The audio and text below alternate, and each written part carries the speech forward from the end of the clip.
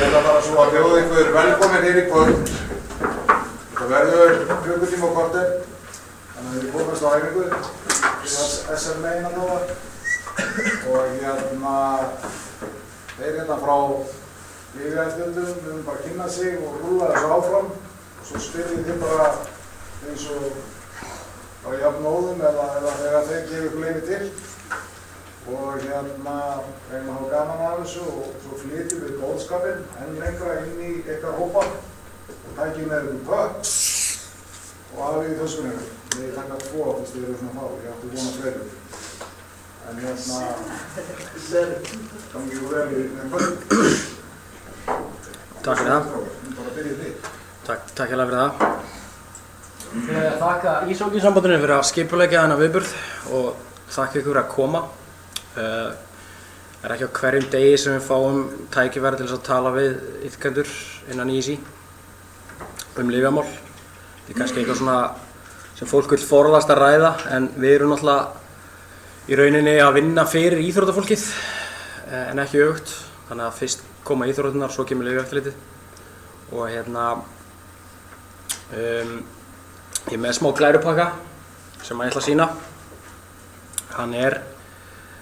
Það er ekki mikið að texta á honum en ég ætla að hlaupa svolítið hratt yfir nokkrar glærurnar en eins og Konráð segir, ef það er eitthvað sem við viljum spyrja þá hvet ég ykkur til þess að stoppa mig, grípa fram í fyrir mér. Það er bara minnsta málið. Það er alltaf gaman að ræða þessi mál, okkur Davíð leiðist það ekki þó að það sé ekki margir í Íslandi sem að kannski nenna að ræða þessi mál. En til þess að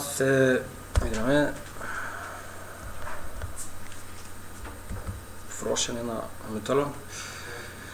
Ég ætla að renna yfir þessi atriði stuttlega í dag. Sem sagt lyfjaeftirlitið, alþjóðlega lyfjaeftirlitið fyrirgefi, bönnuð efni og aðferðir og aðalega svona þessi helstu efni sem að íþróttafólk er að nota og líka þeir sem eru ekki í íþróttum. Bönnuð efni og aðferðir, sýna ykkur smá tölfræði örstutt frá bara úr heiminum og hérna á Íslandi og ræða aðeins við ykkur fæðubótaefni, vonandi ræða við ykkur heldur en að vera með einræði og ef við höfum tíma þá getum við farið aðeins yfir framkvæmd lyfjapróf. Er einhver hérna inni sem hefur farið í lyfjapróf? Einn einstaklingur hefur farið 3 sinnum í lyfjapróf, það er rosalegt og engin annar. Ok. Er það því að þú ert langt bestur hérna inni eða bara langt? Já, skil ég. Já, það er kosturinn við lyfjaeftirlit. Það er boðið upp. Var malturinn fórst fyrst? Já, það er svolítið síðan það var tekið af matselum. Já. Skemmtist það? Já, skemmist fyrst sennilega af drykkjónum. Hvert er markmið lyfjaeftirlits? Einhver með hugmynd? Ýmis markmið sem að lyfjaeftirlit hefur er anti-doping. Það er eitt sem er framar hinum og það er þetta. Það er að vernda hinn hreina íþróttamann og hér tölum við menn sem konur sem menn. Þannig að vernda hreint íþróttafólk. Það er bara í rauninni að standa vörð þessi grunngildi íþróttana. Það er að leyfa eða gefa fólki kost á því að stunda íþróttir á heilbrigðan hátt og það er náttúrulega sjálfsög ekki heilbrigt að nota þau efni og aðferðir sem eru á bannlista VADA vegna þess að það er svindl og það er líka hættulegt. Fyrir aðeins betur yfir það á eftir. Ástæður lyfjamisnotkunar, þetta er ekki einskorðað við afreksíþróttafólk. Lyfjamisnotkun og notkun á efnum sem eru á bannlistanum er ekki einskorðað við fólk sem borgar fyrir að taka þátt í íþróttum eða það sem er bara að stunda íþróttir innan skipulagsstarfs, þar að segja í íþróttafélagi. Það tíðkast hjá almenningi líka, hjá fólki sem bara stundar almenna líkamsrækt Það vegna þess að fólk vill, stytta sér leið við að ná einhverju útliti vegna þess að mörg þessar efna hafa útlitsbætandi áhrif líka. Ef ég set bætandi innan gæsalappa þá hraðar þetta árangrinum við æfingar. Og þetta getur verið fíkn, mjög alvarleg fíkn. Þetta hefur áhrif á heilastarfsemi og líkamsstarfsemi, mjög drastísk áhrif. Varstu búin að vera í lagi með hljóðið? Ná, Hverjir misnota lyf í íþróttum? Ég var búinn að segja það. Þetta er ekki einskorðað við afreksíþróttamenn eða íþróttamenn yfir höfuð og þetta er þekkt í flestum íþróttagreinum. Ég sá að ef við fylgjumst með vetrarólympíuleikunum núna þá féll íþróttamaður núna í síðustu viku. Sá fyrsti sem féll var frá Rússlandi og hann keppti í krullu. Hann sem sagt, það fannst í honum efni sem er á bannlista, sem var sett á bannlistan núna bara nýlega fyrir 2 árum. Og það er hjartalyf sem að Rússar voru mjög mikið að nota, fólk í Austur-Evrópu. Og hann satt komin í bann, hann þurfti að skila verðlaunum sínum. Það er mjög stór partur af þeim sem eru að nota hættuleg efni sem eru á bannlista í íþróttum að nota þau eingöngu utan íþrótta.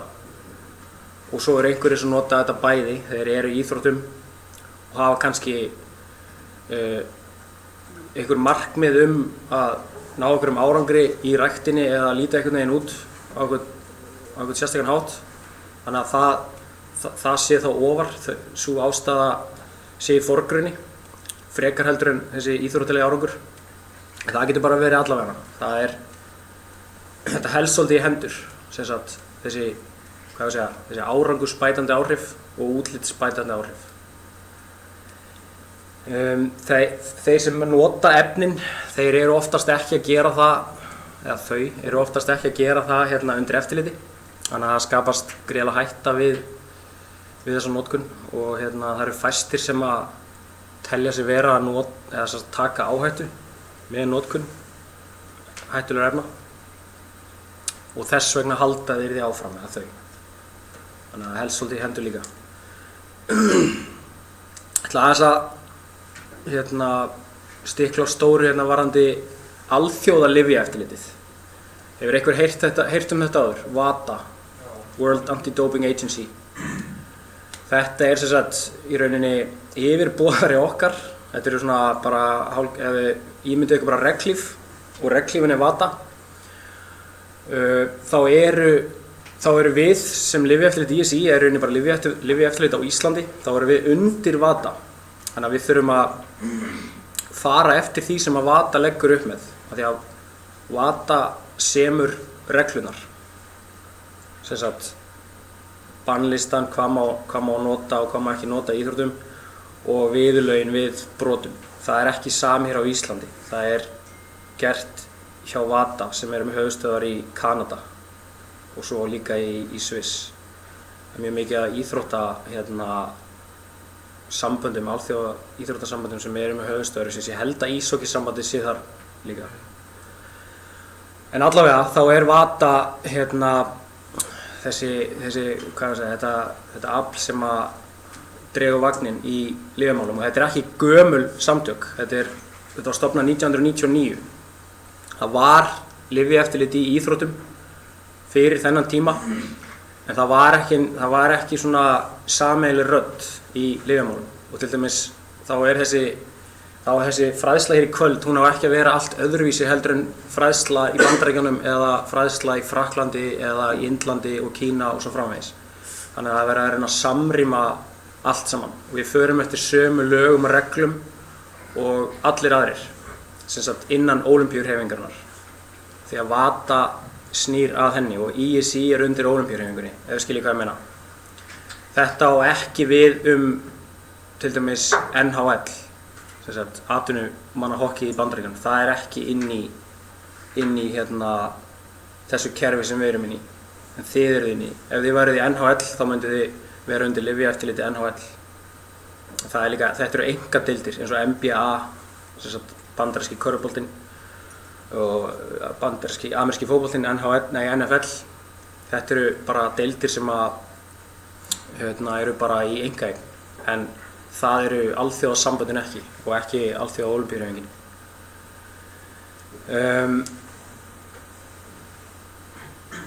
Þetta plagg hérna sem á skjánum, þetta er biblía lyfjaeftirlitsins. Þetta eru alþjóða lyfjareglurnar. Lyfjalög ISI eða lög ISI lyfjamál.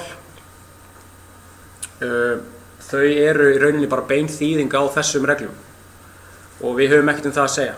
Það þurfa bara allir að fara eftir þessu og það er bara búið að komast að samkomulagi það hvernig skal taka á brotum og öllu öðru sem viðkemur lyfjamálum.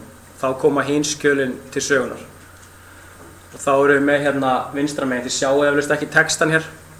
Þetta er sem sagt bara, þetta eru leiðbeiningar eða staðlar réttara sagt. Það er skylda að fara eftir þessu hin ýmsu málaflokka. Hérna erum við með hvernig á að prófa, hvernig skal framkvæma lyfjapróf. Það er gert, eða það á að vera gert svona sirka eins alls staðar í heiminum. Hérna erum við með bannlistan, hérna erum við með staðla undanþágur. Ef þið þurfið að fá lyf sem inniheldur efni sem á bannlista, til dæmis astmalyf eða bólgueyðandi stera eða eitthvað slíkt svona tímabundið, þá myndið þið þurfa að sækja undanþágu fyrir því. Og ef það er læknisfræðileg rök fyrir notkuninni, þá er undanþágan veitt með því skilyrði að það myndi ekki bæta árangur ykkar umfram það sem myndi vera ef þið væruð ekki með kvillan, skiljið mig. Þannig að það eru ákveðnar reglur þetta. Ég ætla ekkert að fara ofan í sauman á því. Svo eru staðlar rannsóknarstofur. Þeir eru mjög strangir. Það er bara ákveðið magna rannsóknarstofum í heiminum sem fá leyfi til þess að prófa eða greina sýnin, sem sagt, bæði blóðprufur og þvagsýni. Og við fáum til dæmis stundum sýni hingað frá Vata sem er svona platsýni sem við sendum svo á rannsóknarstofuna okkar og þykjumst eða í rauninni, látum líta út eins og það sé íþróttamaður sem átti sýnið og við megum ekki segja rannsóknarstofunni frá því og rannsóknarstofan þarf að greina sýnið upp á hár, gjörsamlega upp á hvað heitir þetta, nanogram og ég segi svona, við erum ég er hérna með til aðstoðar lyfjafræðing sem ætlar að grípa inn í ef ég er að bulla eitthvað. Þannig að ég þarf að segja það hér og nú, ég glemdi að segja það, ég er ekki lyfjafræðingur. Ég veit mjög lítið efnafræði líka, þannig að set fyrirvara á það þegar ég er að tala þessi efni. En engan síður þá eru þessar rannsóknarstofur það öflugar að þau myndu taka 10 ólympíusundlaugar fullar af vatni sem eru margar milljónir lítra. Tugir milljóna lítra og setja 1 sekúmola út í allt þetta vatn sem í þessum 10 sundlaugum. Þá myndi það sjást eða það væri greint á rannsóknarstofunni. Það er ekki ímyndað einhver smáatriðin sem þeir þurfa að vera með á hreinu. Og svo erum við með staðla persónuvernd, persónuupplýsingar, meðhöndlun persónuupplýsinga. Ástæðurnar fyrir því að banna efni eða aðferðir, sem sagt ástæðurnar á bakvið að það sé á bannlista Vata, sem er líka okkar bannlisti, þetta þarf að fara í gegnum ákveðna kríteríu og það þarf að uppfylla ákveðin skilyrði til þess að fara á bannlistan. Þannig að þið getið gengið að því vísu að það sem á bannlistanum í dag, það uppfylli annarkvort 2 af 3 skilyrðum sem eru hérna á glærunni. Ég skal lesa þetta fyrir ykkur ef þið sjáið ekki. Eða það geti falið notkun efna, það sé svona mestmegnis vatnslosandi lyf eða vatnslosandi efni. Það skólar þá út efnunum. Þau efni við þurfum ekki að dvelja neitt við það er svolítið sérstakur flokkur, en þessi 3 atriði þau eru sem sagt, efnið þarf að vera árangursbætandi, það þarf að skaða heilsu íþróttamannsins, það þarf að vera heilsuspillandi, annað hvort að vera það eða geta gert það, og það stríðir gegn anda íþróttana. Þannig að það þarf að uppfylla 2 af þessum 3 hér. Testosterón til dæmis, karlkynshormón, það tikkar í öll bóksinina, það er árangursbætandi, það er stórhættulegt heilsu og það samrýmist ekki anda íþróttana leið og það bætir árangurinn vegna þess að það er hættulegt og þá er það svindl. Hvað segið okkur um koffín? Er koffín á bannlista? Það er ekki á bannlista, það er rétt. Af hverju ekki? Hvað myndið þið segja að vera árangursbætandi? Ekki? En hættulegt? Upp á þessu marki. Já. Í ákveðnu magni. Í ákveðnu magni. Í ákveðnu magni er það... Yfir ákveðnu magni. Í ákveðnu magni er það banvænt. Eins og vatn líka. Vatn getur drepið mann. En þetta er svona... Hvað ég að kalla þetta? Reglur meðalhóf kannski, sem að koma svolítið inn í þetta. Og normalisering á slæmri íslensku. Það er koffín í mjög mörgu. Það er jafnvel í mat. Ég er með kaffi hérna hjá mér. Koffín hins vegar var á bannlista, en það var þá ákveðið magn sem maður mátti ekki fara yfir. Maður gat fengið koffín upp á ákveðnu magni, en ef maður var að taka of mikið af því, þá var það á bannlista. Það er hins vegar búið að taka það af bannlistana nú. Hvað með cannabis? Cannabis er á bannlista. Er það árangursbætandi? Gæti verið árangursbætandi. Það fer eftir því hvað íþrótt það er. Almennt er það ekki árangursbætandi. En við erum með allar íþróttir í heiminum undir lögunum. Þannig að, hvað ég að segja, það er annað að standa kyrr og vera kannski að skjóta á skotmark heldur en að vera hlaupinn satt maður getur í hringi. Það er allt öðruvísi hreyfing og keppni. En það er ekki hægt að útiloka það að það sé árangursbætandi. En oftast er það nú ekki. Getur það skaða heilsu íþróttamannsins? Já. Samrýmist það anda íþróttana? Nei. Það er rétt. Það tikkar í rauninni í öll bóksin. En aðalega þessi 2 hérna fyrir neðan. Eitthvað meira sem er svona tæft? Nei, það er svona ákveðin hjartalyf líka að við eftir beta-blokkina. Það er mjög algeng lyf, sérstaklega hjá fólk sem er aðeins eldra og fara að fá háan blóðþrýsting. Það hjálpar til dæmis í þeim greinum þar sem fólk þarf að vera mjög stöðugt, getur hindrað skjálfta á annað, þannig að þetta getur algjörlega bannað og erfitt að fá undanþága fyrir þetta eins og í skotfilmi og slíku. En þetta er reyðar nýðingun. Ég hef með spurningu. Já. Nú ert að tala cannabis. Hvernig með áfengi til dæmis? Já, góð spurning. Þú veist. Nikótín. Áfengi, nikótín. Það var spurt úr sal hvernig ég væri með áfengi. Ég veit ekki hvort það heyri spurningarnar. Nei. En varðandi áfengið þá var verið að taka það af bannlistanum. Það var tekið af bannlista algjörlega 1. janúar 2018. Það var hins vegar á bannlistanum svipað eins og það sem að Davíð var að lýsa. Það var í ákveðnum íþróttagreinum sem það var bannað. Bara í þeim. Þið getið ímyndað ykkur hvað íþróttagreinar það eru. Bíla. Já, akstursíþróttir. Bíla og púl. Og akstursíþróttir og ég meira að segja bíla, fyrirgefðu. Já, en allt í lagi. Allt kemur alltaf fyrstu. Já, en það var tekið af bannlistanum vegna þess að þau sambönd sem að voru í rauninni undir þeim lögum, þau eru komin með reglur, bara sérstakar reglur. Þannig að það er áfengisprófað, fólk bara látið blása í akstursíþróttum til dæmis og hinum greinunum líka sem að þetta er bannað í. En nú að til dæmis, þú eru Bandaríkin að lögleiða kannabis. Og ég var eitthvað að lesa þetta að VADA var að gefa fram að þeir ætluðu að hækka einhvern takmörk. Ég var ekkert mann að lesa þetta þetta og voru að breyta stöðlum fyrir allan heiminn út af því að Bandaríkin væri að lögleiða. Já, það stóð til að Bandaríkin myndi lögleiða og það er svona, þau gera núna svolítið hratt hver á eftir öðru ríkin innan Bandaríkjanna og það er búið að hækka mörkin. Þau voru tífölduð. Okay.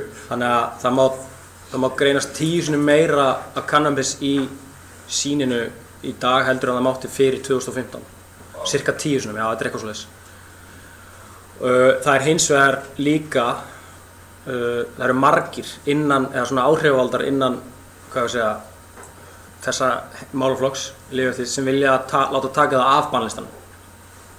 Það sé bara ekki, og þá eru þeir að segja að það sé ekkert af þessu, eða í rauninni eitt af þessu, fyrir ekki. Það sé hættulegt heilsu, en það sé bara ekkert árangursbætandi. En það má samt færa rök fyrir því. En það er alveg rétt, þetta flækir svolítið málið þegar efnin er komin í umferð og það setja fáið út í búð. Sérstaklega og benn bara saman áfengi. Já. Það getur ekki sagt að það sé ekki hættulegt heilsu eða misnota. Til dæmis eins og í fluginu þá má, ég held að leiðréttið mig að vera að fara með villur, en mér minnir að í fluginu þá megi mælast í þér smá af áfengi eða þú ert flugmaður eða þú eru flugmenn. Og það er vegna þess að sumar þjóðir drekka vín á hverjum degi. Það er bara í þeirra menningu. Þannig að það er ekki verið að taka þeim þau mannréttindi að geta fengið sér rauðvín. Og það mælist á meira en 0,0 prómíl í blóðinu. Það er sama á við í rauninni akstur. Það er fyrir því hvaða landi fólk er, hvort það sé svipt ökuréttindunum eða sektað vegna ölvunaraksturs. En í reglunum hjá Akstursíþróttasambandinu þá má ekki greinast neitt. Það þarf að vera bara 0. Þannig að gamla maltið, það hefði getað verið hættulegt. Drekka malt fyrir próf. Já, þú hefur ekki gert það í rauninni að vera áfengi malti í aksturs eða að vera að keppa í akstursíþróttum. Hérna eru flokkarnir á bannlistanum. Sjáu þetta allir. S hérna, S0, S1, S2 upp í 9. Þetta stendur fyrir substance. Fyrir efni. M stendur fyrir methods og ég hef alltaf haldið fram að þetta stendur fyrir particular sports. Minnið það. Það var alltaf búið að taka, það eru beta-blokkarar sem eru ennþá bannaðir í sumum greinum, en ekki öðrum. Og áfengi var hér líka, en er ekki enn. Hérna erum við með flokkana. Þetta eru þessi listi. Þetta eru efni og aðferðir sem eru alltaf bönnuð.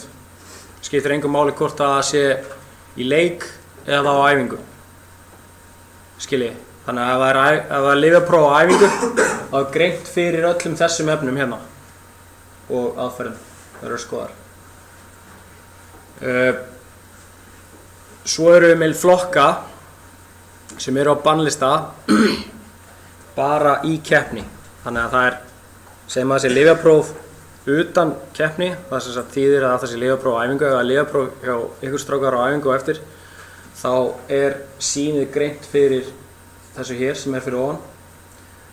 En ef það hefur verið í leik, þá er allur pakkinn hérna, allur matseðillinn tekinn. Og í keppni bætast við, sem sagt ef það verður leikur, örvandi efni, ávana- og fíkniefni. Örvandi efni geta verið kókaín, amfetamín. Þó að það sé líka ávana- og fíkniefni, þá er það ekki í þeim flokki. Ávana- og fíkniefni myndi til dæmis vera sterk verkjalyf, morfínskyld lyf og annað, kannabisefni og bólgueyðandi steirar. Vitið ykkur af hverju þessi efni eru ekki greind eða það er ekki prófað fyrir þeim á æfingu? Þú verður ekki anstæðings og eitthvað? Nei, ekki alveg. Friðhelgi einkalífsins þannig að? Hvað segirðu? Friðhelgi einkalífsins svoleiðis? Nei, ekki heldur. Það er ekki mál að það ekki liðið sem gera það betri. Til lengri tíma. Já. Já, þau hafa ekki langtíma áhrif. Þannig að ef þetta væri árangursbætandi, þá myndi friðhelgi einkalífsins ekki skipta máli, skilurðu mig. En vissulega eru þessi efni oftar, hvað ég var að segja, þau eru oftast tengt fíkn, eða oftar tengt fíkn heldur en þessi efni, þó að það sé jafnvel erfiðara eða verri að þróa með sér fíkn á efnunum sem eru hér, sérstaklega í S1, vefengandi efnum, þá eru þetta svona eins og þetta heitir fíkniefni. Þetta heitir ávana á fíkniefni, þannig að það er ástæða fyrir að þessu gefi þetta nafn. Ég ætla aðeins að ræða af ykkur vefaukandi karlkyns stera. Þetta er sem sagt, þetta eru hérna, já þetta sést, þetta er flokkur sem er S1, sem sagt substance 1 og hérna við erum að tala hérna karlkynshormónið testosterón og gervi testosterón. Það eru þá þessi utanaðkomandi efni. Þau geta heitið alls konar nöfnum. Enda mjög mörg á ól og ón, það ekki? Og testosterón geta verið margar tegundir af testosteróni líka. Þetta eru efni sem eru líkamannum eðlislæg, líkaminn framleiðir testosterón. Og hann framleiðir samt bara ákveðið magn, hann framleiðir oftast það sem hann þarf. Þessi efni, þau gera, eða þetta efni, þetta testosterón, það gerir við vöðvana. Þú slítir vöðvanum þegar þú nota á og testosteróni gerir við á og stækkar á. Ef þið takið utanaðkomandi testosterón, þá hraðast það, þá hraðið ferlinu. En það getur líka verið lífshættulegt að gera það. Þetta hefur mjög mikil árangursbætandi áhrif að taka inn auka testosterón og þau virka þó eingöngu, eða svona oftast já, þau hafa allavega ekki þessa, líkamlegu áhrif ef að fólk situr bara og gerir ekki neitt og tekur inn. Það þarf oftast að vera að nota vöðvana. Það er einn vöðvur sem alltaf. Hvað segirðu? Það er einn vöðvur sem alltaf nota. Hjartað? Það er alltaf áhrif á hjartað, hvort það lyftið ekki. Það getur stækkað, víkkað veggina og... Er það alltaf mælanlegt ef þú ert að taka auka testosterón? Er það alltaf mælanlegt? Er það að greina það frá náttúrulegu testosterón? Þetta er erfið spurning sko. Það er... Einfalda svarið er nei, en þú veist, vilt þú svara þessu? Sko, það fer eftir tímapunktinu sem þið tekið á og það fer eftir líka eftir náttúrulegu gildunum hjá viðkomandi. Það sem er í þessu líka er að þarna við tökum að mörkin eru svolítið víð. Þetta snýst hlutfall af testosteróni og epitestosteróni og það má vera frá 1 móti 1 upp í 6 móti 1 á þess að sinna eitthvað að því. Til þess að bregðast við þessu þá margir afleiksíþróttamenn þeir eru settir í sérstaklega greiningar þar sem þeir eru sitt eigið viðmið og þannig ef að þeirra viðmið breytist eitthvað frá því sem það verið áður að þá geta þeir fallið. Þetta á við svona albestu íþróttamennina og þetta er nákvæmlega til að bregðast við þessu vanda að menn geti verið að dópa innan markað. Með hjartað, og það er það sem menn áttu sig ekki alltaf á, hjartað er líka vöðvi og hjartað stækkar alltaf. Og einhver geti haldið að sterkt og mikið hjartað væri gott, en við hugsaum aðeins hvað hjartað gerir. Hvað er það? Það er svona pumpari. Það er svona holrum inn í því og það dælir blóði. Og það þarf að pumpa ákveð, oft hefur að dæla ákveðnum magni gegnum líkamann hjá. Ef veggirnir á hjartanu þykkna, báðum megin, inn og út, þá minnkar holrumin. En það þarf að dæla jafnmiklu blóði, hvað gerist þá? Það er að slá hraðar. Þannig ef við tökum til dæmis eins og þessa risagæja sem eru margir hverja keppni sterkasti maður heims og þeim sportum. Þessi gæði eru margir hverja með hvítapuls yfir 100. Þegar hann fer ekkert neðan. Og það er bara til að lifa af. Þannig ekki ímynda hvernig þetta slítur hjartað. Vitið þið hver þið er, hérna? Gaur sem notaði stera. Það er rétt. Þetta er gaur sem notaði stera. Kom hann ekki hérna? Íslendingur? Nei, kom hann ekki sem hann ekki? Það ekki. Ég veit það ekki. Nei, það er ekki hans. Nei, ég veit hvernig Það var það annan hann. Já. Er hann lifandi? Þessi gæi er lifandi, já. Hann er lifandi, hann var tækur samt. Nei, hann er ekki íslendingur. Var ekki með stærstu upphandling í heimi? Jú, það er rétt, bingo! Hann var með stærstu upphandleggi í heimi. Og þið tóku eftir, ég sagði upphandleggi, ég sagði ekki upphandleggsvöðva. Ég kem aðeins betur á því og eftir.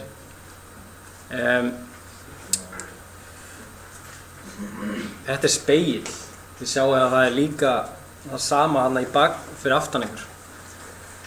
Þetta er í rauninni þessi fíni veggur hérna fyrir aftan ykkur og þessi glæra. Þetta sýnir, hvað ég að segja, á mjög listrænan hátt aukaverkanir steranotkunar. Sérst, utanaðkomandi steranotkunar. Hérna erum við með karlkyns, eða sem sagt karllægar aukaverkanir. Hérna er aukaverkanirnar sem að konur verða fyrir, kynbundar aukaverkanir, svo kallar. Og hérna erum við með sameiginlegar aukaverkanir, skiptir ekki máli hvort það sé karl eða kona.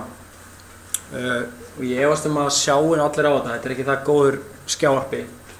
En bara til þess að lesa nokkrar karllægar aukaverkanir þá minnkar eigin testosterónframleiðsla. Og það er vegna þess að líkaminn skynjar það að það er komið utanaðkomandi testosterón og líkaminn er náttúrulega svolítið öflugt fyrirbæri og hann bara fattar það og hættir að framleiða testosterón. Sem getur stór hættulegt þegar að menn er að taka hringi eða cycles eða svona kúra, sterakúra. Og ef þeir hætta snögglega þá getur verið 0 testosterón framleiðsla og 0 testosterón í líkamannum í smá tíma og það getur haft þær afleiðingar að menn taka sitt eigið líf, þeir líði svo illa og aðalega andlega þá. Brjóstamyndun, eistu minnka og mýkjast, sæðisframleiðsla minnkar eða hverfur, blöðruhálskirtillinn stækkar og það eru vandamál við þvaglát. Kvenkyns aukaverkanir, dýpri rödd, tíðarhringstruflanir og að teppa, minni brjóst, þess að rýrnun á brjóstvef, stækkun og ytri kynfærum, skegg og hárvöxtur, aukinn hárvöxtur og skeggvöxtur, leg rýrnun. Aukaverkanir sem bæði kyn getur orðið fyrir, hormónutruflanir, breytt kynkvöt, minni frjósemi og bara jafnvel ófrjósemi.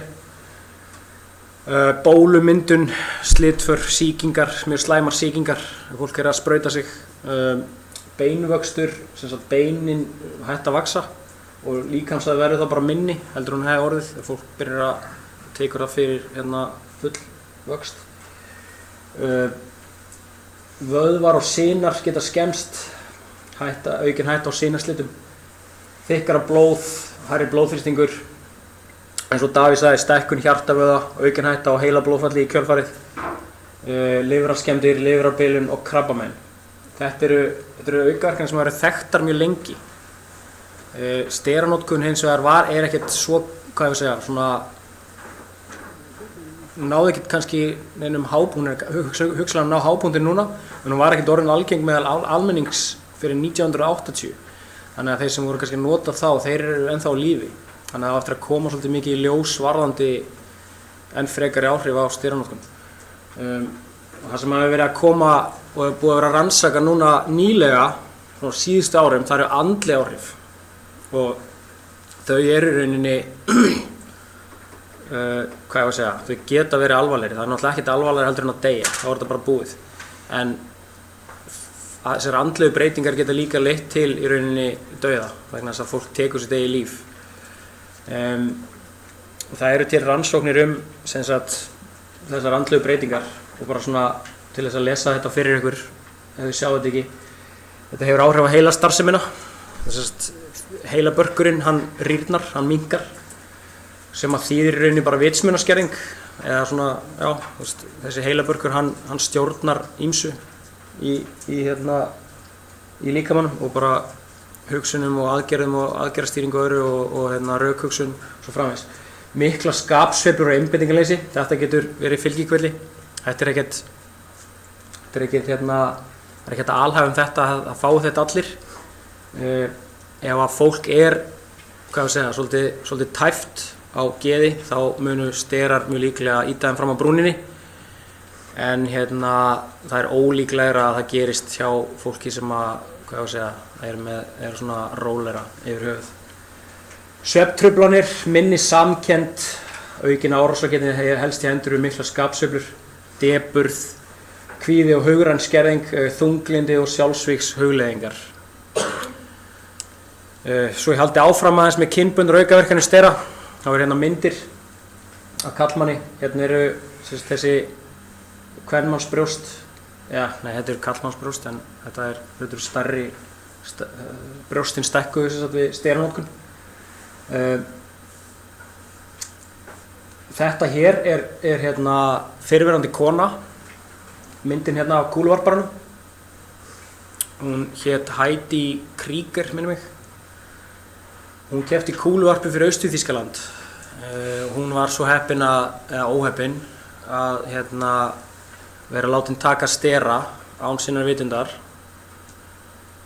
vegna þess að Austur-Þýskaland í rauninni, þeir stóðu að skipulögðu lyfjamisferli í íþróttum þegar að það var og hét Austur-Þýskaland á það féll og hún var búin að taka það mikið af sterum og það lengi og hugsanlega ekkert rosalega stóra skammta í einu, það er bara, ég er ekki alveg með á hreinu, en hún var svona komin með svona karllæg einkenni og það er óafturkræft, það gengur ekki tilbaka, þannig að hún fór bara alla leið og breytti sig í karl og þetta er hún í dag.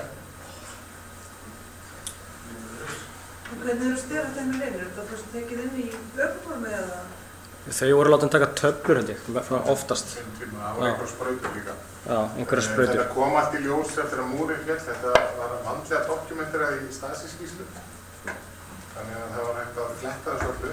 Þetta var til að myndir bækurinn með þetta heitir Faust skóp. Mjög góð lesning að lesa yfir og það er bara, íþróttamennir höfðu ekkert val, þeir tóku bara það sem þeim var rétt. Ég myndi hvernig hún getur ekki vitað af því. Þetta voru bara vítamín. Það var sagt að það var vítamín. Þau voru að taka heilu bóksinn og jafnvel fór sprautur og stóttari og þau var bara sagt að það var vítamín. Það var ekkert internet á þessum tímanum, það gáði ekki af þessar upplýsingar. Þannig að líka bara svona, það sem hreinu því sjáum við eins og hvern mynduninn á brjóstunum hjá karlmannum, þetta er af því að testosterónu og mikið testosterónu keyrir svolítið upp estrógenframleiðslu líka. Ef hann hættir að taka stefna þá gengur þetta ekki tilbaka. Þessi brjóst þarf að laga og þú fara að gera það með skurðaðgerð.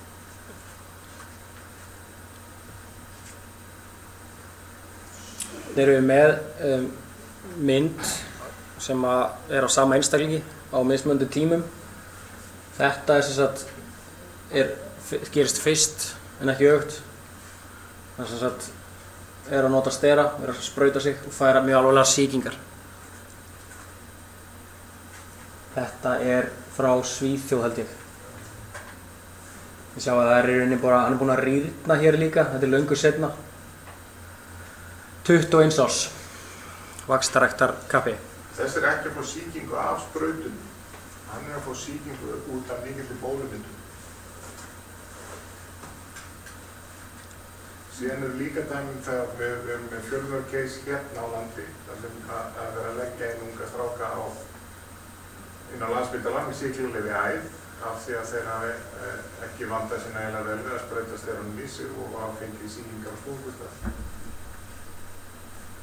Og þú rýfur vörnina. Meltingarvegurinn verði gegn sýkingum upp að mjög miklu marki. Leðu stingur í gegnum húðina en nálega einhverju slíku, þá eyðiru vörnin, þú ferð fram hjá það. En ef það eitthvað óhreint í,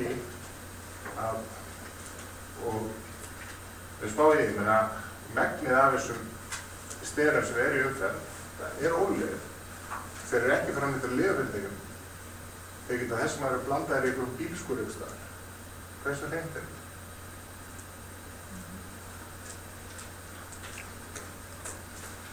Veit hver þetta er?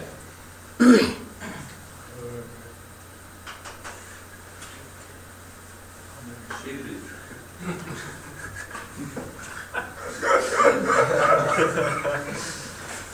Sami gæinn áðan. Það er sænski? Þessi með uppbækning svo það. Já. Þetta er sami gæinn og þetta er að hans eigin sögn. Það er svo sem engin ástæða til þess að draga það í efa vegna þess að hann hefur hvað sem viðurkennt steranótkun. Hann talar opinskátt það og hætturnar við það. Þetta er sem sagt áður en hann byrjaði að nota stera. Þið sjáu að hann er svolítið massaður hér á þessari mynd. Þetta er mynd sem er tekin af spegli. Hann er að horfa sjálfan sig í spegli að þið sjá það. Og hann gerði mjög mikið af þessu, horfa í spegil og kreppa vöðvana. Og en vitið af hverju hann byrjaði að nota stera?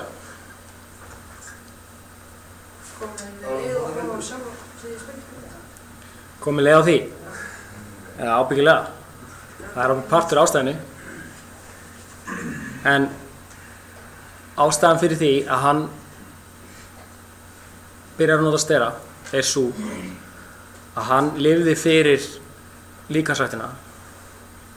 Hann sem sagt lífti allan daginn, var alltaf í gyminu og var bara sáttur með sjálfan sig, svona allavega upp að einhverju marki. Við vitum ekki meir.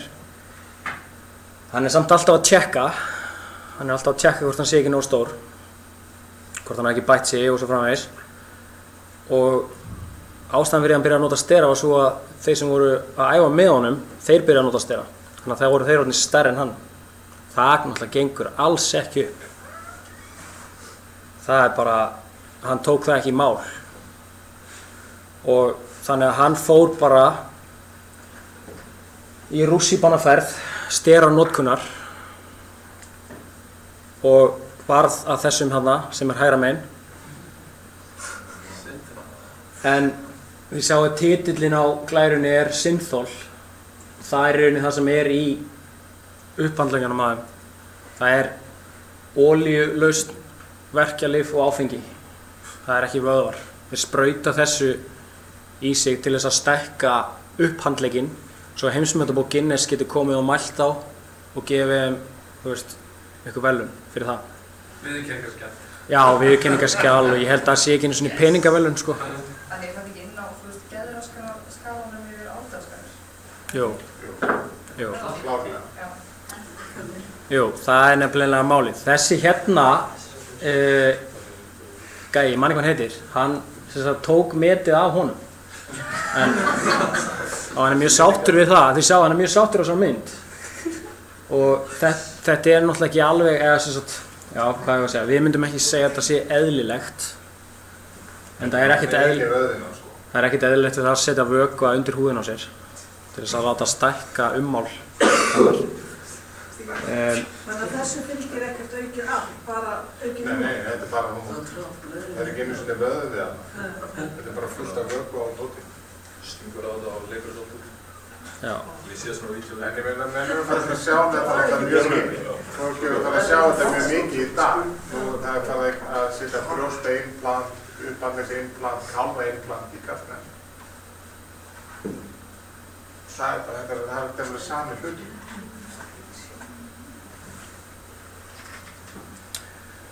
Og þetta var góð spurning hérna aftast úr salnum vegna þess að þetta er nákvæmlega það sem eða mjög líklega nákvæmlega það sem hefur gerst fyrir hann Greg Valentino. Hann hefur verið að stunda líkamsræktina af áfergju lengi og var kannski ekki að sjá sig í réttu ljósi. Hann leið illa með eitthvað. Það var einhver röskun á hans hugsun og það sem að þetta þýðir í body dysmorphic disorder að það einhver óánægja með eða svona óregla eða disorder með einhvern part líkamanns og það hjá mönnum eins og honum eða körlum er þá algengast að það sé bigorexia eða musclerexia sem svona öfuga anorexia. Þannig að þeir verða helteknir af því að vera stórir og stækka og kannski líta svona út í okkar augum en í speglinum líta þeir svona út. Og hérna erum við með Luke Skywalker 1977, Action-kallinn og svo 1997, 20 árum seinna. Hann svona farin að líkjast He-Man, ef þið viti hver það þeir eru ábyggilega of ungir til þess að vita það, margir hérna. Ég horfði alltaf á He-Man þegar ég var krakki og það var sem sagt sterkasti maður heims. En svo komst ég að því þegar ég byrjaði að vinna hérna að það var ábyggilega ekki clean. Hann lyfti fjöllum og hann gat allt sko. En þetta eru náttúrulega ekki fullorðnir menn að leika sig með, heldur yngri kynslóðin. Þið sjáum að hérna er verið komið með eitthvað svona fyrirmynd eða viðmið. Það er búið að þrengja að mittinu og stækka brjóstkassan og þetta er bara orðin svona, það er komið með skorinn læri og þetta er bara orðin svona einhver massa köggul. Jú, Chloe var orðin svolítið massaður, var það ekki? Ég tók aldrei eftir þér endar fyrir að byrja að tala það. Og það er gott dæmi. Og þetta er svona, er þetta útlit sem er eðlilegt? Þetta þótti eðlilegt á sínum tíma og allt í einu breytist það í svona. Það er svona, já, maðurinn breytist ekki alveg svona hratt. Það er nokkuð ljóst. Mér langar að tala eins meira þessa bigorexíu eða musclerexíu, þessa vöðvafíkn, þessa hugsanavillu varðandi það. Það var sem sagt framkvæmd rannsókn 2006 á lyftingafólki og þú varst með hóp af fólki sem að tók, ég held að þetta séu allt kallar, sem að tóku stera og svo ertu með annan hóp sem tók ekki stera. Og þú skiptir hópnum sem að tók stera í 2 hópa. Þannig að þessar sem voru að taka mjög mikið magn af sterum, þá sem voru að fikta með stera. Og þá er verið að skoða svona þeirra sjálfsmynd. Hversu sterk sjálfsmyndin er. Líkamlega séð. Þannig að þið sjáu það hérna á glærunni. Þetta eru þessi skipt í 2 hópa. Þetta er 89 heildina, 41 notaði ekki stera, en þeir eru að gera það samherjunni, þeir eru að lyfta lóðum, svona ólympíska lyftingar. 48 nota stera og þeim hópi er skipt í 2. Experimenter eins og það er kallað og heavy users. Og með 3 hópa hér og þeir eru spurðir hvort þeir séu heilteknir af því að þeir séu litlir og þurfa að stækka. Við sjáum ljósi dálkurinn, það eru þeir sem að nota ekki stera. Guli eru þeir sem að fikta með stera, nota ekki mjög mikið magn og þetta eru heavy users eða þeir sem taka mikið magn af sterum. Og þeir sem að taka mikið magn af sterum, þeir eru meira helteknari af því að þeir séu of litlir. Þegar það er mjög líklega öfugt. Það segir sig sjálft. Þeir sem taka mjög mikið magn af sterum, þeir eru mjög líklega stærri heldur en þeir sem að taka ekki stera.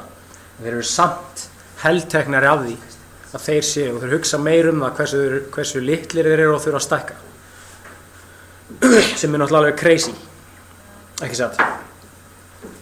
Við sjáum að það er 95% af þeim sem tóku mjög mikið magn stera. Það er ekki til margar rannsóknir því miður afleiðingar steranotkunar vegna þess að það er bara bannað að láta fólk taka stera í tilraunaskyni. Þannig að allar svona rannsóknir eru framkvæmdar með sjálfboðaliðum. Þannig að þetta fólk sem hefur enga ástæðu til að ljúga sínar skoðanir. Þau voru að spurði líka, myndirðu taka þegar fara úr bólnum á almannafæri, sem þeirra bera ofan.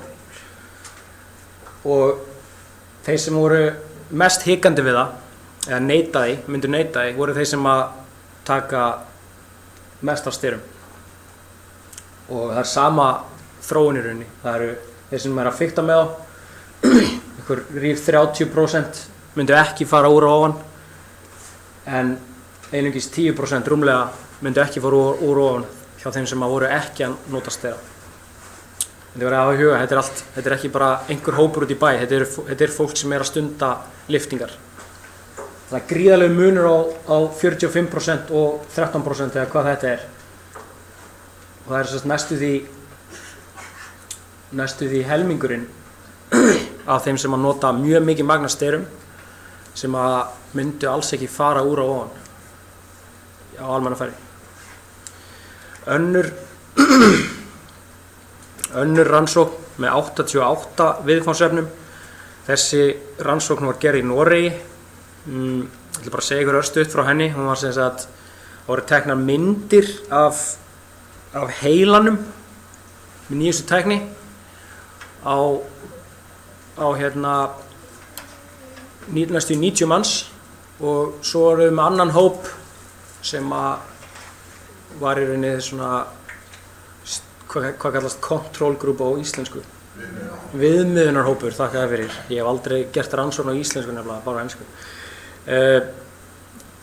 Og þetta er sem sagt borið saman og það kom í ljós að það var orðin, heilabörkurinn var orðin þynnri hjá þeim sem að notuðu stera miðað við viðmiðunarhópinn. Og það gengur ekki aftur tilbaka. Og í kjölfarið voru gerðar tilraunir með fólkið, sem sagt svona próf, þau fóru í próf, þau voru látin púsla og hugsa og alls konar, og þeir sem notuðu stera komu verr út, voru lengur að púsla til dæmis, og þeir fá það ekki tilbaka, ekki nema kannski með mjög mikilvæg æfingu á eitthvað sérstakt, en almennt séð. Var þetta að skoða með stjarnókun, svona ólöglega stjarnókun eða stjarnókun í svona læknisfræði? Já, góð spurning. Ég teka fram að þetta er ólögleg steranótkun. Þetta er sem sagt steranótkun utan, hvað ég segja, langtímanótkun af anabólisku stera. Já, ok. Það er gríðarlega sjaldgæf í lækningaskyni. Já, þú hugsaðlega með 100-falt minni skammta eða jafnvel meira, eða sem sagt neðar í læknisfræðilegum tilgangi. Við tókum þátt í rannsókn 2016 í framhaldsskólum, og til að útskýra þessa mynd þá byrjum við á því að spyrja framhaldsskólanema, hafið þið notað stera á undanförnum 12 mánuðum, og þegar að fólk svarar og við flokkum það utan skipulags íþróttastarfs, þá þýðir það að það sé þá ekki að æfa hjá félagi innan ISÍ, skilji. Þannig að það er ekki í fótbolta, það er ekki í íshokkí, það er ekki í körfubolta, það er bara að stunda líkamsrækt eða ekki að gera neitt sjálft. Innan skipulags íþróttastarfs er þá fólk sem er í íþróttafélögum. Það eru fleiri sem að nota stera eða hafa notað stera sem eru innan íþróttafélaga. En þá komum við að þessari mynd hérna. Þá erum við að spyrja fólk, þessar 6,3% sem er gríðarlega há tala vegna þess að þetta úrtaki voru held ég 13.000 manns. 6,3% af þeim hafa notað anabóliska stera, ólöglega þarf að segja. Við spyrjum þau hversu oft æfir í viku, með þá þínu liði. Og langstærsti hópurinn, eða 63% af þessum hópi hérna, 6,3%. Hann æfir 1 til 3 í viku. Svo einhverjir sem æfa nær aldrei en eru einhverju hluta vegna í íþróttastarfi. Við veitum ekki hvar þau flokkast eða hjá hvaða liðum þau eru. Og svo erum við annan hóp sem æfir sem sagt oft, 4 í viku og oftar. Þannig að við erum með við erum með hérna 40% samtals tæplega þar. 63% æfa hérna 1 til 3 í viku.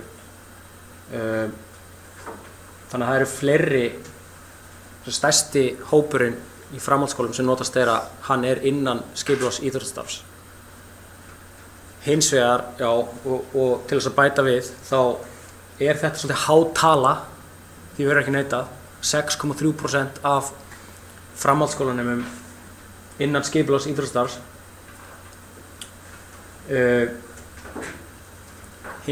Slæmifréttirnar eru þær að þetta aldur sem fyrir neðan þann aldur sem að nota mest af sterum. Langt flestir sem byrja að nota stera eru 22 ára eða eldri. Flestir sem í framhaldsskóla útskrifast eru 20, ekki satt? Hvað svoleiðis? Já, ok, flestir. Ég útskrifast ekki þegar ég var 20, sko, þannig að slaka bara á. Ég hins vegar ekki partur af meirihlutanum. Skiljið þetta? Þetta er allt of háar tölur, það allt of margir í framhaldsskólanum sem að nota stera. Það er gríðarlegt áhyggjuefni fyrir okkur sem þjóð. Þetta er vitneskja sem frá 2016. Og því miður þá vitum við ekki allt of mikið tölfræðina sem sagt þegar fólk eldist eftir að byrja í háskóla og svo eru flestir sem byrja eins og ég segi, þá eru þeir búnir með þennan aldur, þeir eru orðnir eldri heldur en svona flestir sem í framhaldsskóla. Og svo annar hópur, stór hópur sem byrjar eftir 30.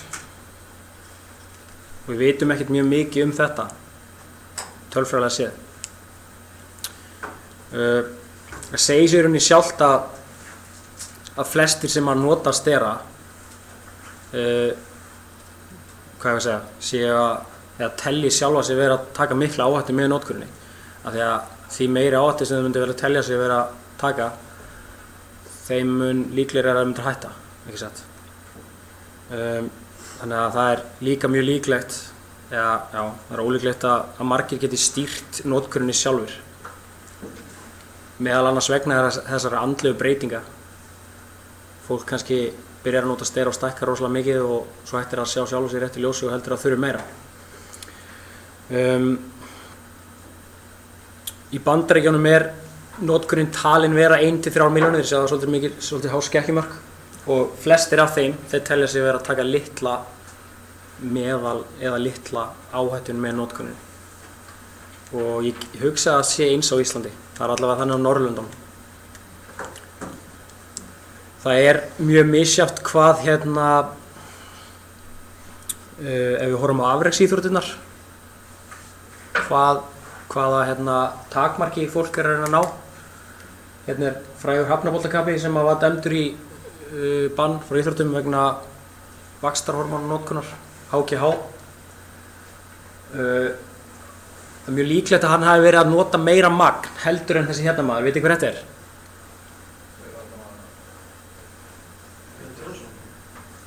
Maurice Green? Nei, þetta nýrra en það. Nýrra en það? Hann ennþá að keppa. Þetta Tyson Gay? Nei, nýrra. Eða, hann hraðari en hann. Hann hraðari en hann? Þetta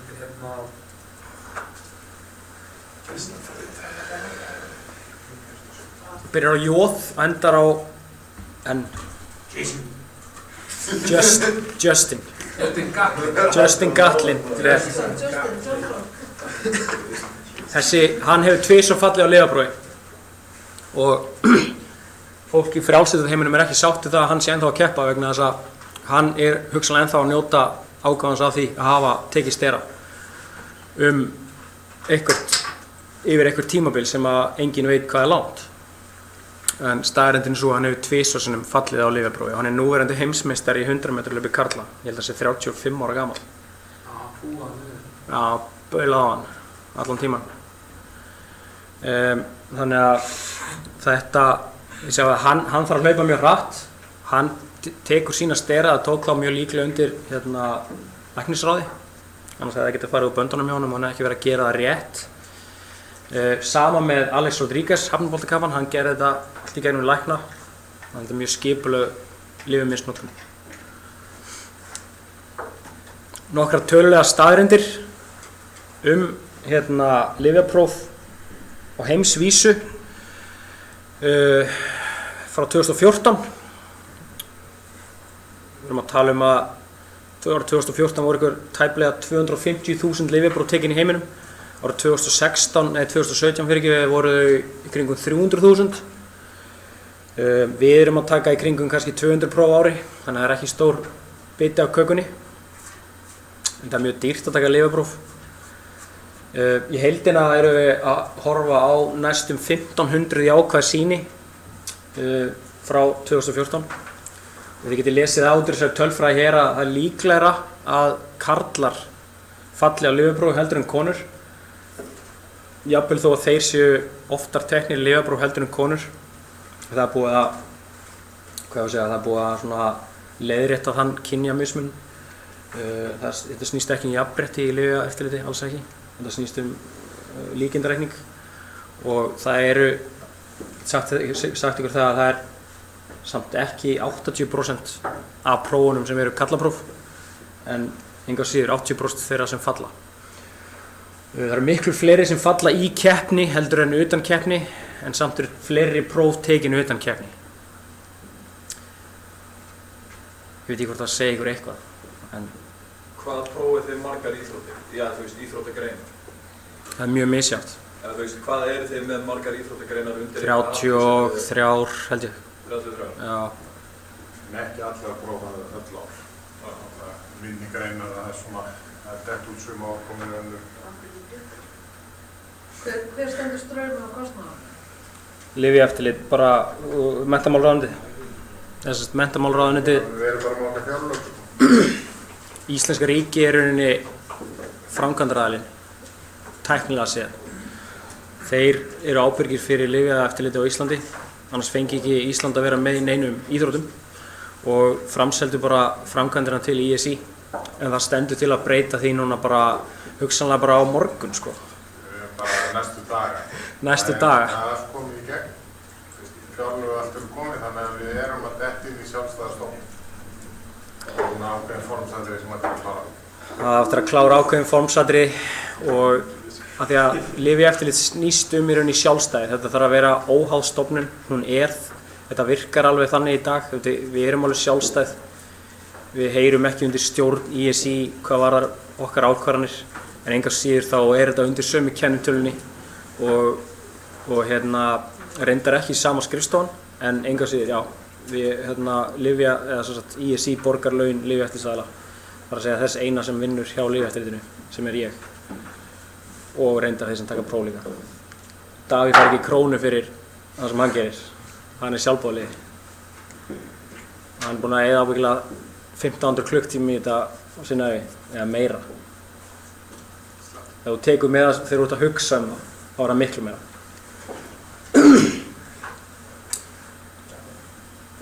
Hérna eru nýjustu málin, svona af þeim sem hafa endað með einhverjum úrskurði dómstóls ISI.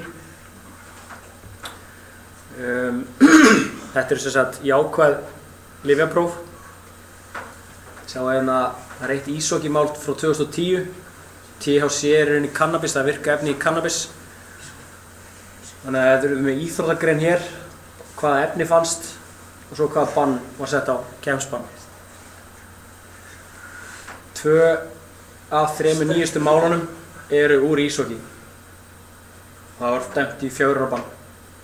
Er það ekki nýjasta málið? Jú, eru þið ekki 2 þarna? Jú, það var líka að það fann. Það er ekki öllum málum lokið.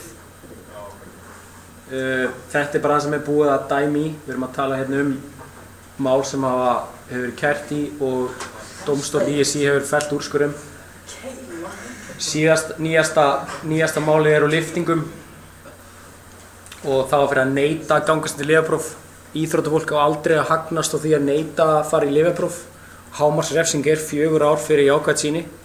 Þannig að það ber að dæma þá sem neita að fara í lyfjapróf, það ber að dæma þá í 4 ára óhlutgengi. Þannig crossfit, gæði? Já. Svo neita það?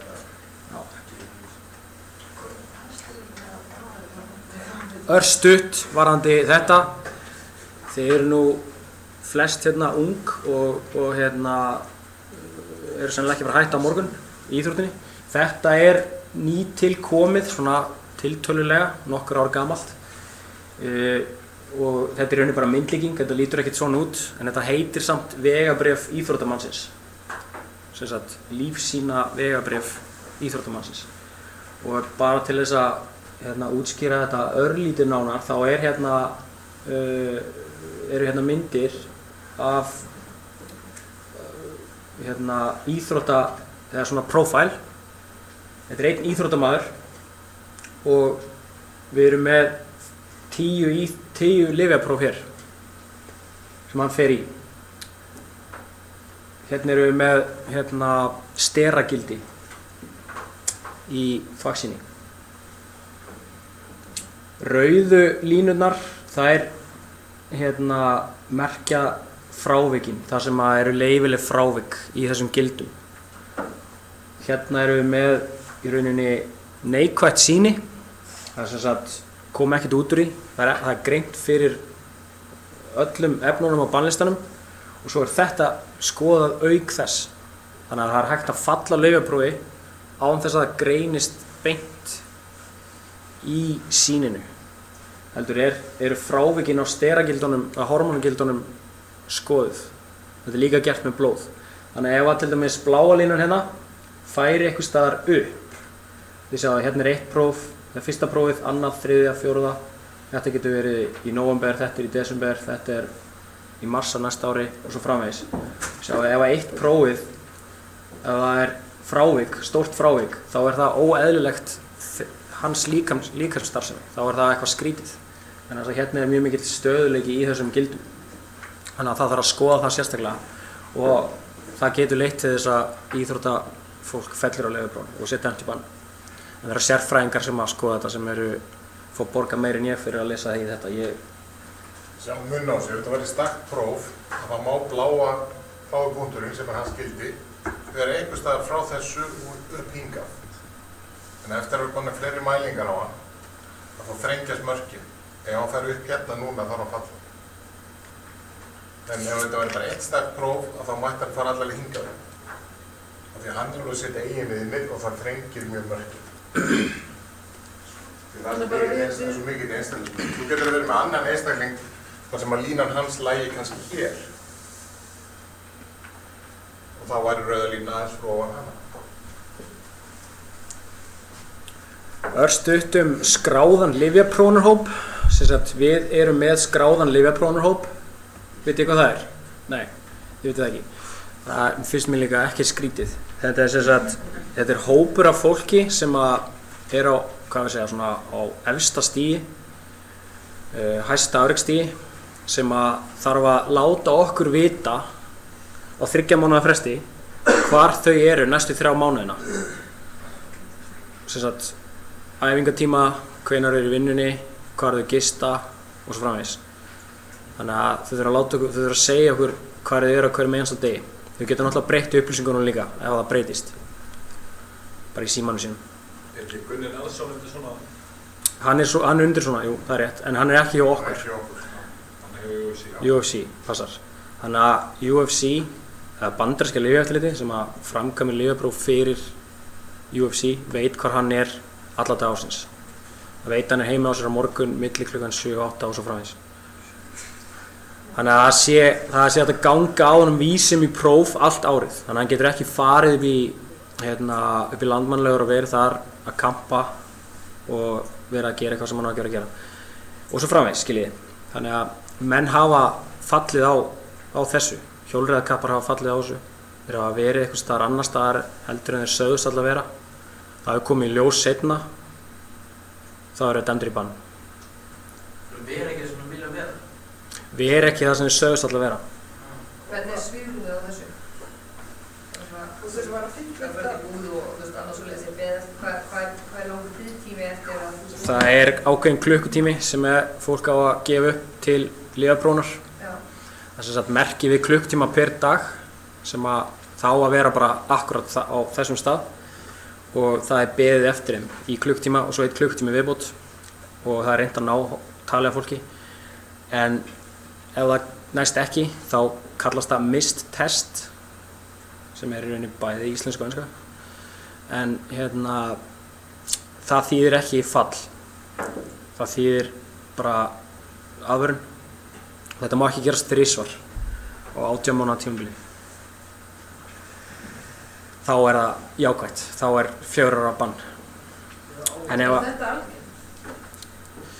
Nei, þetta er ekki algengt, en þetta hefur gerst mikið af langhlaupurum sem hafa verið að missa af prófum og verið að ljúga til staðsendingar upplýsingar. Nei, ég meina að fólk sé sett í þetta lyfjaprófunar hóp. Já, meina það, fyrirgefðu. Það er algengt, við erum með kannski 10 manns allt árið og það er ekkert verið að endurnýja hópinn hverjum degi. Þetta er bara kannski gert uppfæra einu svona ári. Þessir aðalega eru prófaðar ofta. Hérna er mynd af Snapchat, skilst mér, frá Usain Bolt, þar sem að hann var tekinn í lyfjapróf stuttu eftir Ólympíuleikana. Hann er held ég í fríi í Karabíska hafinu og hann var bara sofandi og það var bara að banka hjá honum á hótelið og hann er beðinn að pissa í glas. Þannig að hann tók mynd af yfirblaðinu og sagði, hvort sem sé frí eða ekki frí þá finna vinir mínir mig alltaf og það er þá lyfjaeftirlitið. Hann er ábyggilega búinn að fara í 300 lyfjapróf, myndi ég giska á. Svona að lokum þá ætla ég að ræða eins við ykkur fæðubótarefni. Ég gerir ráð fyrir því að það séu fleiri sem nota fæðubótarefni heldur en ólögleg efni hérna inni. Ekki satt? Hvað eru fæðubótarefni? Jú, það er í rauninni bara öll næringarefni sem að þú tekur inn sem eru ekki í formi venjulegar fæðu. Það geta verið orkudrykkir. Orkudrykkir geta líka flokkar sem ekki fæðubótarefni. Jurtir, prótínvörur og þess áttar. Nokkrar staðreyndir fæðubótarefni. Við sjáum hérna típiska auglýsingu fæðubótarefni. Þetta er Hydroxycut auglýsing. Þetta er before and after, svo kallað. Og 13 vikum setna, það stendur hérna ripped in 13 weeks. En það þýðir ekkert að þetta sé 13 vikum setna, þetta getur bara þýtt hvað sem er. Það skiptir engu máli, það má auglýsa fæðubótarvörur á hvaða hátt sem er. Það má photoshopa þetta, það má teygja myndina, það má gera hann tanari hér heldur en hann hér. Það má setja hvaða tölu sem er hér líka, ekki satt það við? Jú, það er engar reglur. Það er engar reglur. Þetta er ykkur 13 kíló, ekki satt? Jú. Góð 13 kíló á 13 kíló á viku sem hann er að missa. Ég veit ekki hvort að ég trúi því, en það breytir engu máli. Ég ákvað það að taka öllum auglýsingum fæðubótarefni með fyrirvara. Mér er alls sama hvaðan það er að koma, gæti ekki mér sama. Þó að besti vinur minn ætti fæðubótafyrirtæki, ég þekki nokkrar sem hafa verið að flytja inn fæðubótarvörur, þá tek ég þessu með fyrirvara. Staðreyndin er svo að fæðubótarefni eru markasett fyrir almenning. Þau eru ekki markasett, auglýsing herferðunum er ekki beint af afreksíþróttafólki, bara langt í frá. Vegna þess að langstærsti neytendahópurinn er bara almenningur. Fólk sem er að stunda líkamsrækt sjálft eða ekki að stunda líkamsrækt. Þegar þetta nær yfir svo breiðan hóp. Og gallinn við þennan bransa er sá að það er engar reglur fæðubótarefni, framleiðslu þeirra og dreifingu og ekki heldur auglýsingarnar. Og þeir sem að selja fæðubótarefni og vörur oft með stórar yfirlýsingar ágæti þeirra. Þeir sem hins vegar rannsaka efnin, vísindamenn, þeir eru oftast ekki með stór orð eða yfirlýsingar slíkt. Það ekki þar með sagt að fæðubótavörur séu slæmar, alls ekki. Það bara ber að taka þessu með fyrirvara og eins og segir hér, neytendur gera oftast ekki greinamun á milli auglýsinga og vísindalegra staðreynda. Það fylgir ekki með þessari auglýsingu vísindaleg staðreynd. Það ekki búið að staðfesta það að þetta hafi gerst. Ef að þetta gerðist, þá getur þetta bara verið persónulegur sigur einhvers sem að gerði eitthvað mjög afbrigðilegt eða gerði þetta á einhvern ákveðinn hátt. En ef almenningur sér þetta nógu oft, þá fer hann að trúa því að þetta eigi við sig líka. Að þetta bara 1 af milljón svona auglýsingum. Ef þið farið inn á Facebook, þá hafið ábyggilega séð einhvers konar auglýsingar einhver prótínduft eða eitthvað dót frá bæði fæðubótaverslunum og bara Hagkaup og Bónus. Og staðreyndin sú að það búið að rannsaka fæðubótaefni í mörg ár. Ekkert alla vörur eða öll efni. En það hefur nánast, ég allavega veit ekki nein dæmi það fyrir ekki að fæðubótavara auki árangur í íþróttum eða líkamsrækt umfram það sem venjuleg fæða myndi gera vegna þess að það eiga að vera sömu efnin sem eru líkaminn þarfnast í grunninn. Það var einn mætur einstaklingur sem að sagði þessa setningu frægu setningu og þetta er haft eftir einum helsta sérfræðingi Alþjóðaólympíunefndarinnar í lífefnafræði og þar af leiðandi fæðubótaefnum. Ef það virkar, ef að varan virkar umfram það sem fæða virkar, venjulegur matur, þá er það líklega ólöglegt. Ef það löglegt, ef að varan lögleg, þar að segja, þá virkar hún líklega ekki umfram það sem að kjúklingabringa eða hvað sem það spínat eða hvað sem það að borða gerir. En hugsanlega eru til undantekningar. Þannig að hann vísindamaður, hann orðar þetta varlega, hann veit gríðarlega mikið þetta. Og hann kom til Íslands núna í fyrra og hélt fyrirlestur þetta. Það sem að þið getið skoða hana fyrirlestur á bsi.is á Vimeo síðunni. Mjög skemmtileg fyrirlestur. Áhættan við notkun fæðubótaefna. Eins og Davíð sagði, það ekkert eftirlit með þessu, ekki með framleiðslunni heldur. Þannig að þegar þeir að versla fæðubótavörur, þá gæti verið eitthvað í vörunni sem ekki á innihaldslýsingunni.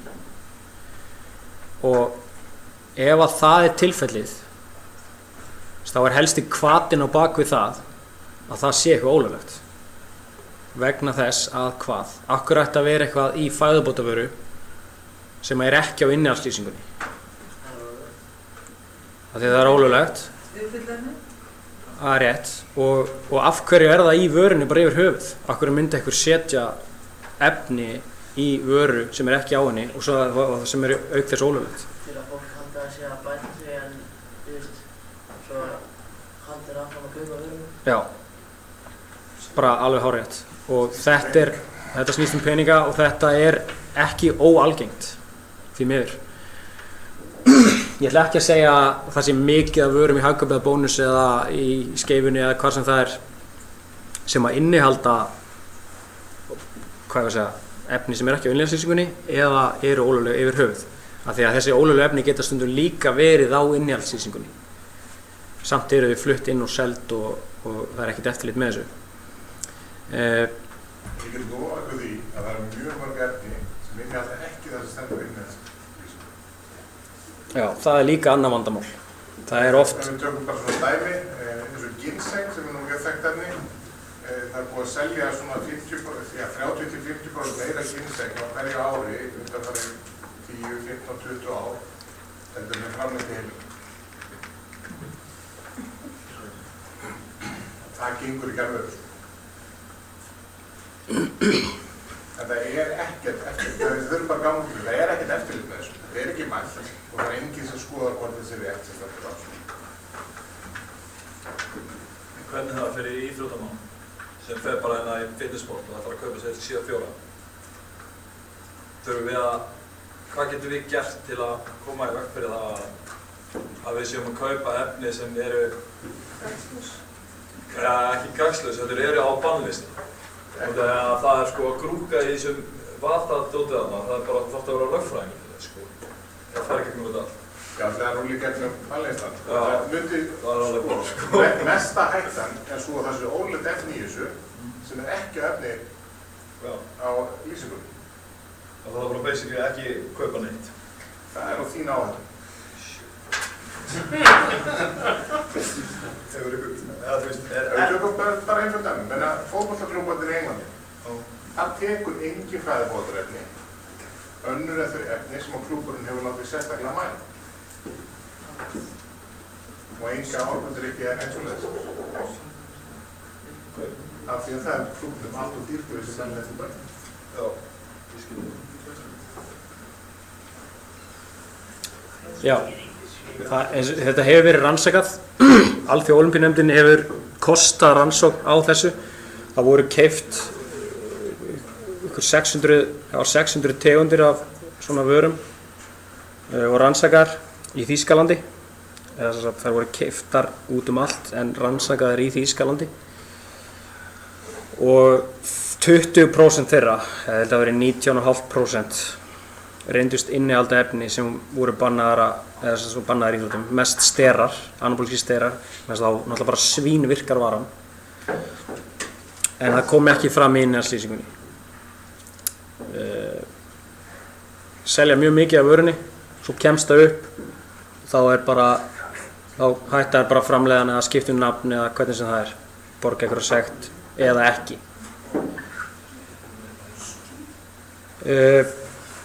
Þetta viðvörun eða aðvörun sem var gefin út og hún ennþá í gildi og hún mun bara gilda ábyggilega út mína ævi allavega og hugsanlega lengur.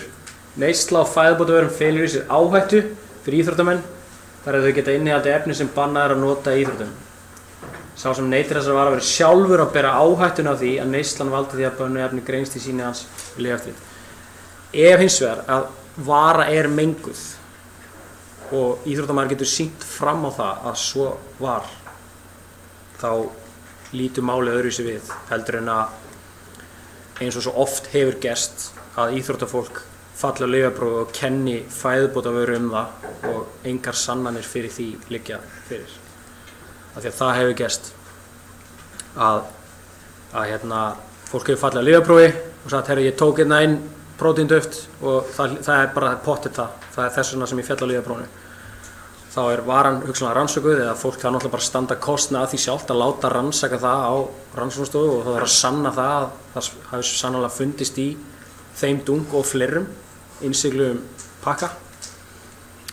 Og ég myndi segja já, í lang flestum tilfellum finnist það ekki vegna þess að þá þetta bara innihaldsafsökun en það hefur komið fyrir engu síður. Það hefur verið sýnt fram á það að fæðubótaefni séu menguð. Já, þá slípum við að setja refsingu. Fólk hefur sloppið við það, já, eða minkað hana. Ég vil minka það, það sleppur við ekki. En hvað gerist þá við þetta fæðubótaefni sem þá rannsakað? Vandamálið við það gerist ekkert við þá. Af því það engar reglugerðir það. Þannig að þumalputtareglan í fleirtölu, þumalputtar í fleirtölu. Það hægt að minnka áhættuna á að þetta gerist, að taka inn mengað fæðubótaefni. Það hægt að nota svona útilokunaraðferð.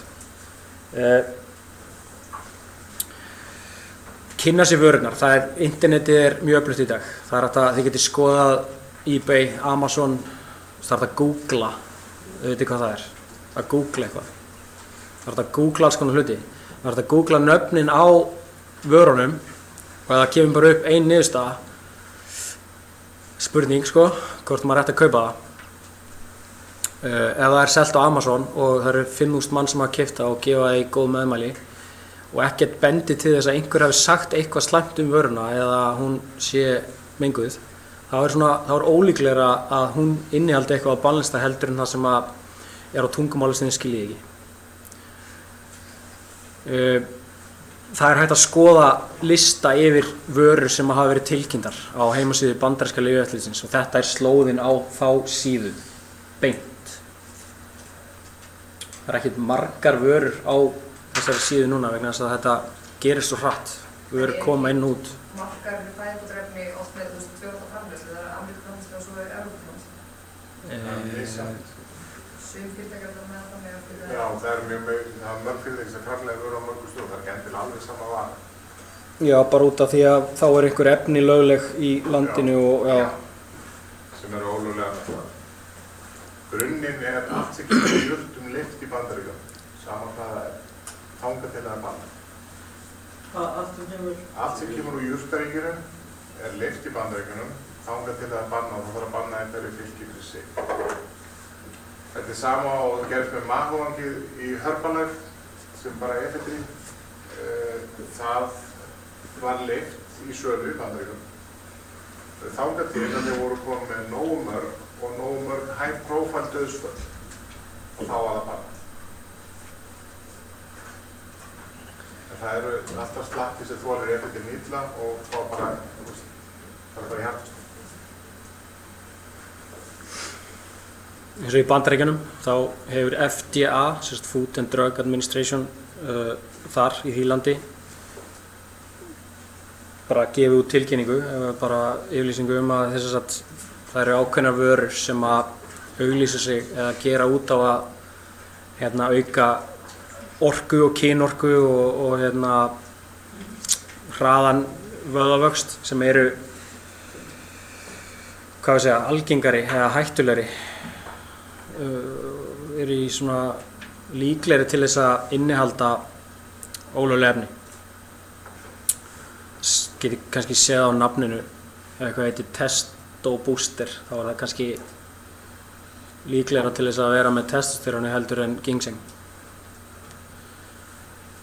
Þetta er auglýsing eins og áðan hydroxycut, þetta er sama varan og hann misti 27 pund, held að það vera á 8 vikum frekar en 13, svolítið mikið þyngdartap. Hérna er hann alveg, hérna er hann einn skilið, hérna er kona með honum og hann er í flottum fötum hér en ber ofan þessari mynd. Þetta er allt saman ímyndarvinna, þetta er bara auglýsing, skiljið. Þannig að þetta á að fá okkur til að halda það að það sé betra líf að taka hydroxycut, að líf ykkar verði betra. Þið verði ekki einmanna á því, basically. Ekki satt? Það er það sem stendur hérna. En ef maður skoða smáletrið, þá eru þessar niðurstöður ekki típiskar. Þannig að það er tekið fram svona Chris's results not typical. Það er ekki típist að missa 27 pund á 8 vikum. Það gæti gerst, kannski. En við vitum ekkert hvort að það hafi gerst eða hvort þetta sé bara yfir höfuð sami maðurinn. Það vita bara þeir sem að gera þessu auglýsingu. Hydroxycut er búið að vera sennilega langlífasta fæðubótavara sem ég man eftir persónulega. Af því að staðreyndin er sú að flestar þessar vörur sem eru í búðunum í dag hafa ekki verið til mjög lengi. Það er alltaf að koma eitthvað nýtt. Akkur allir það sé.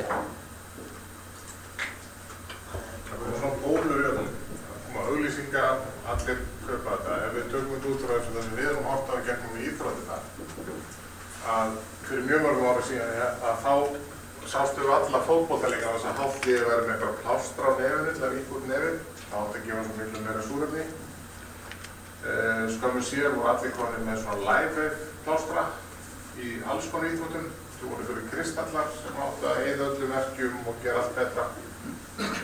Þetta endist bara smá stund. Þetta selst vel, stuttan tíma og svo þetta fara til og næsta.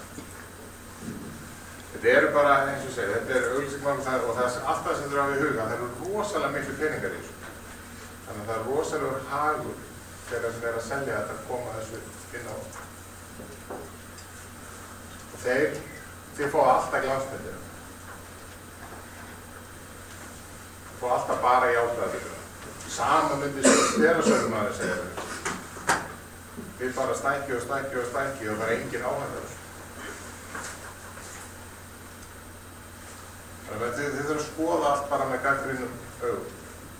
Og ég meina, þetta bæta við ykkur? Þannig að þurfið þið virkilega stóra dúkka af einhverjum recovery efnum til að blanda í drykki eftir æfingar eða bara nóg að fá sér kókumjólk og barna? Það ekki nánast svo vinnaðstöðu? Einhverjar spurningar þetta?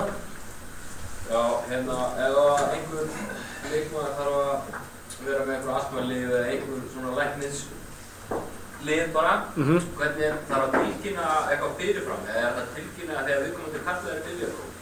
Sko bæði, það fer eftir í hvaða astmalið það eru. Það nú bara að hugsa til þjálfari ef einhver leikmaður hjá mér með einhverju skona í einhverju liðameðferð eða með einhver lið, þarf að tilkynna þetta. Það hægt að fletta upp efnum.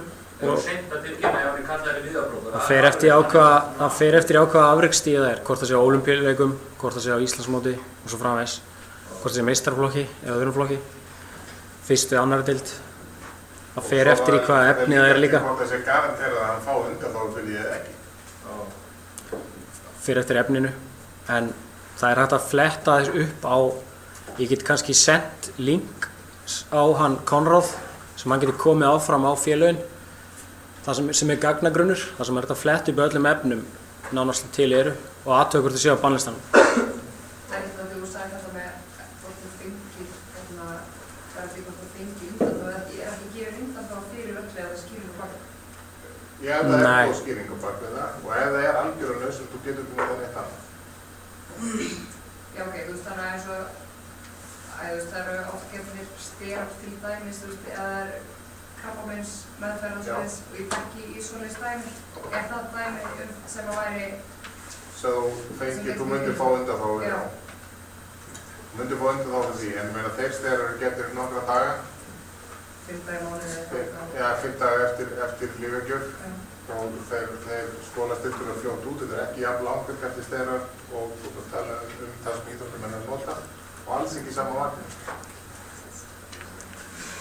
En þetta var dæmi líf sem myndir fóta þá fyrir því það er ekkert annað hægt, sko. Það eru til alltaf fleiri. Síðan eru til, í sömu tilfellum þá eru aðra meðferðir til. Og þetta er ekki endilega eina lífið sem getur verið á. Og að læknirinn hafa áherslu hann og ekki hugsa út í að vera íþróttamaður.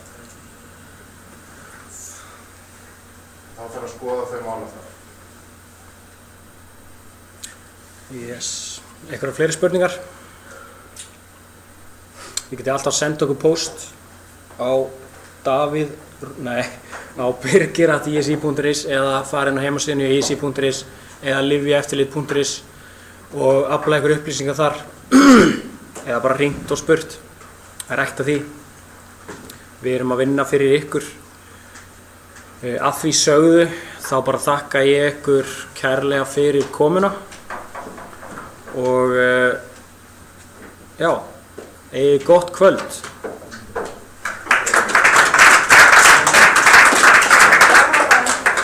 Ég var stelpur, við takk í fótækni, einn til hann í nöskur og annan var sölt, borðið þetta.